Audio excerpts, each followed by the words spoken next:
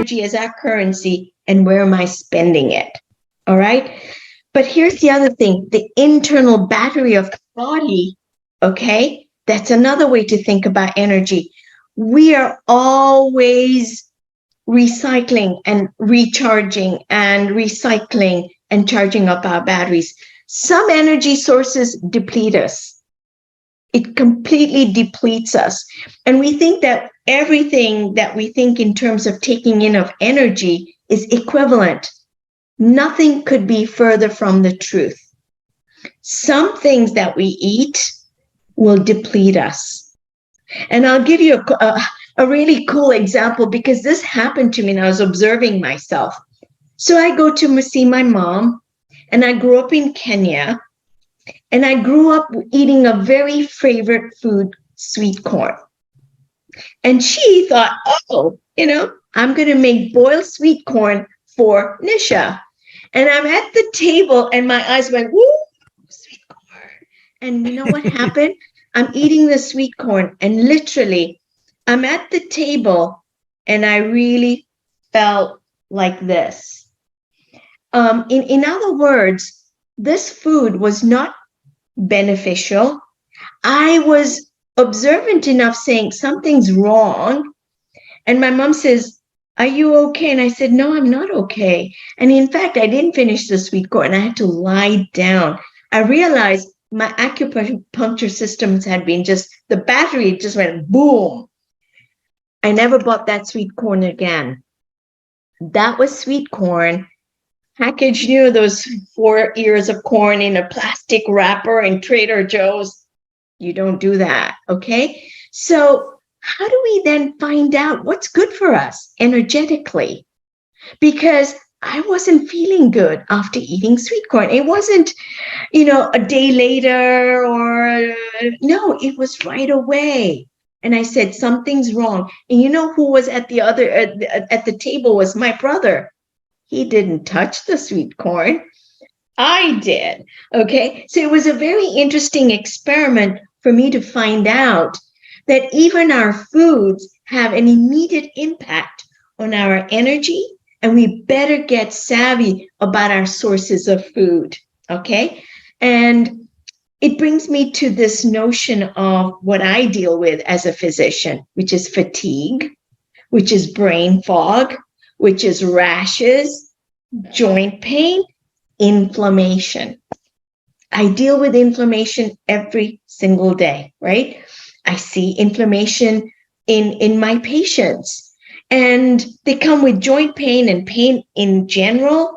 And we ask them, do you have redness? Do you have warmth? And those are clinical signs of inflammation. But I think by the time they have that, it's too late. By the time I measure their blood tests and say, hey, your SET rate is super high and your C-reactive protein is super high, it's too late. We should have done these things long ago, because they're eating that sweet corn. They're eating, creamers with canola oil. They're eating stuff that they don't really realize. And so now I tell my patients, could you tell me what you ate for breakfast? And some of them sort of sheepishly look at their shoes, I haven't eaten. That's often the case. I was running late. I had to come and make my appointment. So no breakfast. And they eat muffins. They eat sugars. They eat coffee with artificial hazelnut creamers. No wonder they feel bad. But doctor, I thought that was all right. So we have to start teaching our patients and ourselves, what are we taking in as part of our energy? And energy can be amazing, or energy will deplete you. Energy sources are not equal. They're not all equal.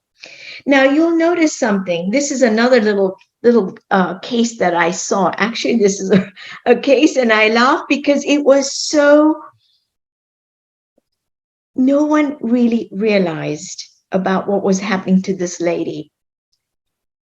The patient comes to me with fatigue and fibromyalgia. And I asked her, she was in her 7th decade of life by the time I saw her. And I said, well, some things just don't add up. Usually fibromyalgia are younger, so right away, I don't know. And the other thing was, she didn't have chronic pain, which fibromyalgia, you have pain everywhere, okay? It's myalgia, pain. So this lady didn't have pain, but she sure was fatigued. And I said, so when do you have tiredness? I mean, you look pretty good to me. You don't look 70. And she says, she turned to her husband. Her husband says, go on, honey, tell her what you feel.